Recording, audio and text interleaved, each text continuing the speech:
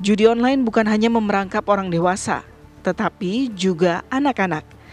Pusat Pelaporan dan Analisis Transaksi Keuangan PPATK menemukan anak terpapar judi online di Indonesia bahkan meningkat hingga 300%. Sepanjang tahun 2024 ini, PPATK melaporkan lebih dari 197.000 anak yang terlibat judi online. Dan Jakarta Barat menjadi kota dengan pemain judi online anak terbanyak, yaitu lebih dari 4.000 orang. Berdasarkan laporan PPATK, anak-anak yang terpapar judi online berada di rentang usia 11 hingga 19 tahun, di mana dalam rentang fase tersebut, anak dan remaja cenderung menunjukkan perilaku impulsif, seperti bertindak tanpa perencanaan dan mencari pengalaman baru. Namun, kecanduan judi online pada anak-anak dikhawatirkan bisa memunculkan tindakan yang mengarah ke kriminalitas seperti pencurian untuk mendapatkan uang dengan cara yang mudah dan cepat. Lantas, bagaimana melindungi anak-anak dari jeratan judi online? Dan bagaimana peran pemerintah untuk mengatasi hal ini? Tim TV One mengabarkan.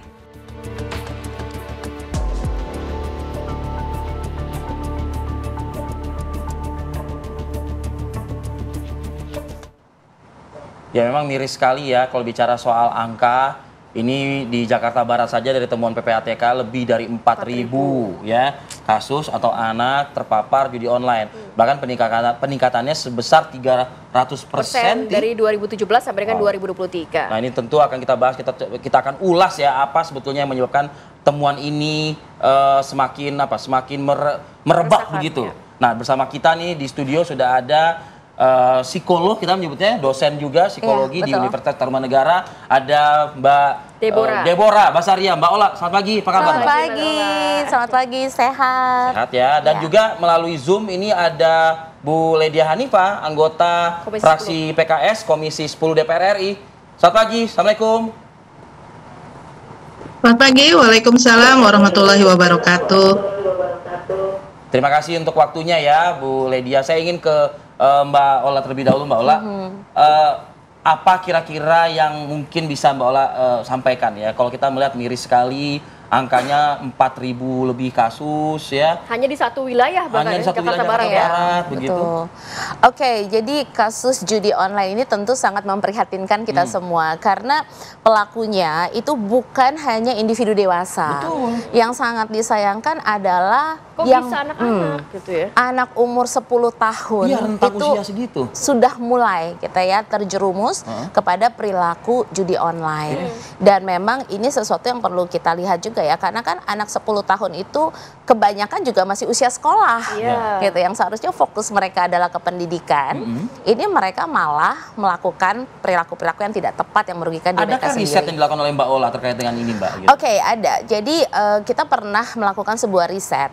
Faktor-faktor apa yang sebetulnya membuat seorang anak itu terjerumus? Usia 10-11 tahun tersebut. Iya, terjerumus ke dalam perilaku judi online. Jadi pertama itu adalah faktor individu. Jadi seorang anak itu ingin mencari hiburan, di mana mereka melihat bahwa ada sesuatu yang menarik di platform gitu ya, tayangan fitur yang menarik, animasi yang menarik, warna-warni juga, warna-warni, kemudahan akses. Jadi mereka kadang-kadang butuh kesenangan, hiburan, dan mereka searching tentang hal tersebut. Dan kepo pun juga tinggi. Iya, gitu ya. Searchingnya di awal tuh game online atau judi online? Betul, karena awalnya kan tuh game online dan begitu banyak tampilan-tampilan yang membuat mereka klik-klik-klik tanpa teredukasi itu apa gitu ya. Jadi ada faktor individu. Yang kedua adalah faktor keluarga, di mana di sini adalah diketahui juga pola pengasuhan yang kurang tepat, pemberian informasi yang minim kepada anak. Maksudnya seperti apa tuh? Kasusnya adalah mereka itu tidak diperkenalkan bahayanya sih mengakses internet. Hanya memberikan gawainya saja. Iya, betul. Nah, ini kan sesuatu yang menjadi rentan ya buat mereka, tidak teredukasi gitu oleh orang tua. Dan mohon maaf juga, ada temuan juga ternyata di dalam keluarga pun ada anggota keluarga yang bermain judi online juga. Ya, beberapa kasus ya. Jadi ada faktor. Ada kasus seperti itu? Iya, ada orang tuanya kebetulan atau anggota keluarganya, dan dia terpapar kayak ngeliat kok seru ya ketika misalnya orang taunya lah gitu ya. excited, menang. Mabar sama anaknya gitu.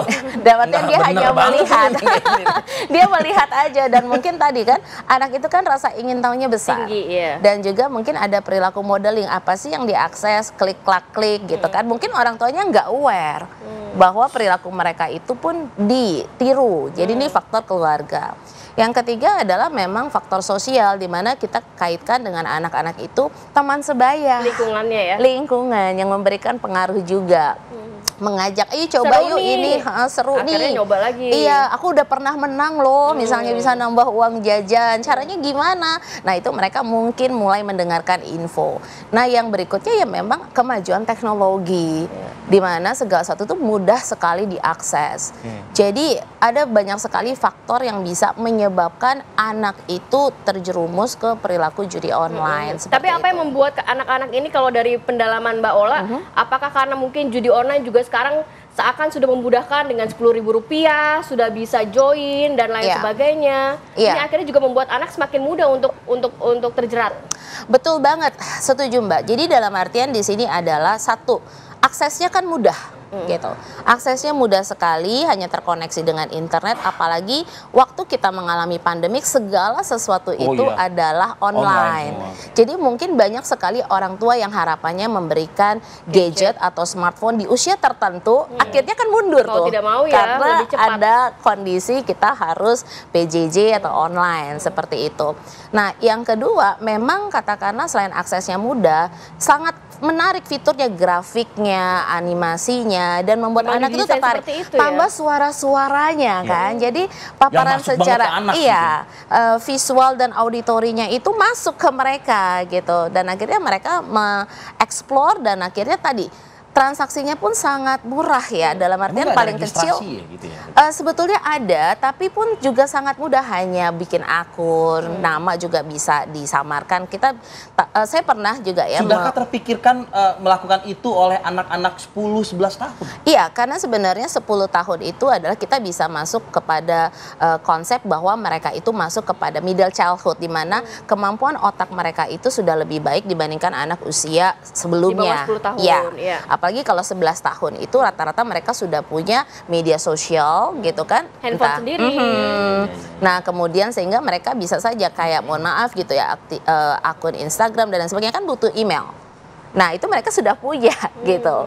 Nah, Nggak juga dibuatkan oleh atau email orang tuanya betul, juga gitu. karena mereka bisa tanya sama teman, gimana sih cara bikin email? Oh, gampang kok begini, gitu kan. Bisa saja bukan Hanya nama aslinya, dan seterusnya. Oke. Nah, itu yang membuat mereka akhirnya tadi ditambah waktu ya, waktu yang tidak terkontrol gitu ya. Oke, Gitu. oke, Mbak Ola, saya ingin bergeser ke Bu Ledia Hanifah. Bu Ledi, mungkin kalau dari aspek pendidikan nih, saya mungkin menjadikan ini satu hal yang utama, karena tadi Mbak Ola sudah memaparkan temuan-temuan dari hasil research-nya begitu ya.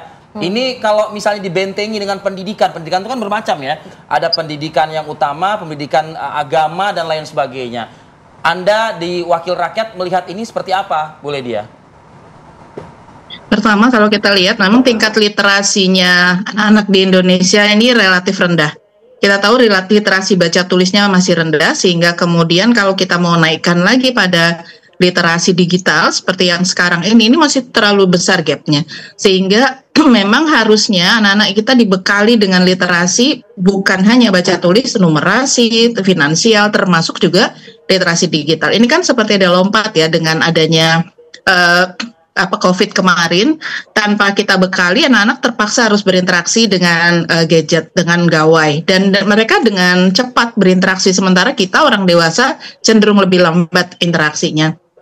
Sebagaimana kami sudah pernah ingatkan sebelumnya bahwa yang namanya literasi itu harus diawalkan, bagaimanapun juga sesuai dengan perkembangan usianya, itu menjadi bagian yang sangat penting, karena nanti dia harus melakukan satu penanaman pada konsep diri mereka terkait dengan apa yang akan mereka capai, apa yang akan mereka target. Sementara kita tahu bahwa di tingkat sekolah dasar, ini kan dari 10 tahun ya, di tingkat sekolah dasar itu tidak ada guru bimbingan konseling yang secara khusus mengajarkan anak-anak tentang bagaimana konsep dirinya, bagaimana kemudian dia mengembangkan dirinya, bagaimana mengenali lingkungannya.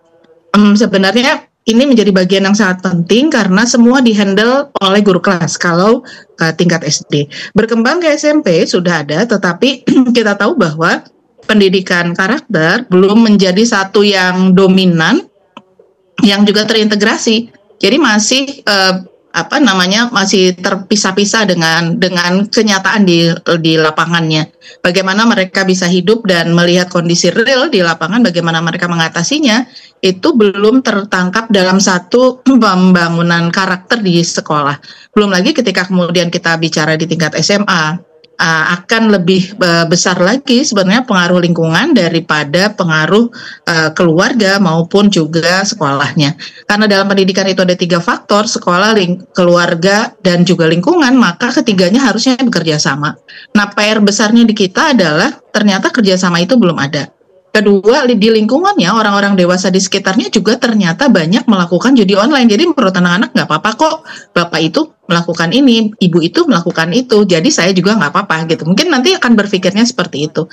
Nah, penekanan terhadap pembangunan karakter ini jadi PR besar dalam pembelajaran. Jadi kita tidak cukup hanya di sekolah saja diselesaikan, tidak, orang tua di rumah harus menyelesaikannya, juga di lingkungan juga harus dijaga, jangan sampai anak-anak kemudian terlibat. Apalagi tadi kalau kita dengarkan penjelasan yang Mbak Ola, anak-anak dalam usia-usia sekolah ini 10 tahun itu kan kelas 4 SD ya.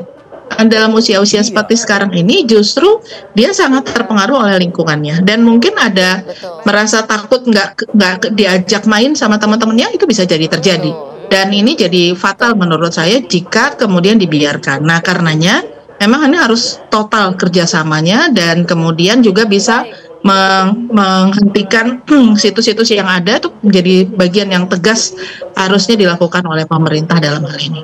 Baik. Boleh dia, nanti mungkin boleh didalami juga apa langkah konkret yang dilakukan Komisi 10 dan mungkin sinergi dengan Kementerian Pendidikan begitu ya Bu ya. Kementerian Perlindungan Anak dan Perempuan juga. Dan juga mungkin bagaimana memberikan literasi secara real, edukasi juga, dan membatasi platform ini sehingga memang platform ini tidak boleh menyasar ke anak-anak. Nanti kita akan bahas lagi di segmen berikutnya ya Bu ya. Kita akan kembali saat lagi, tetap bersama kami.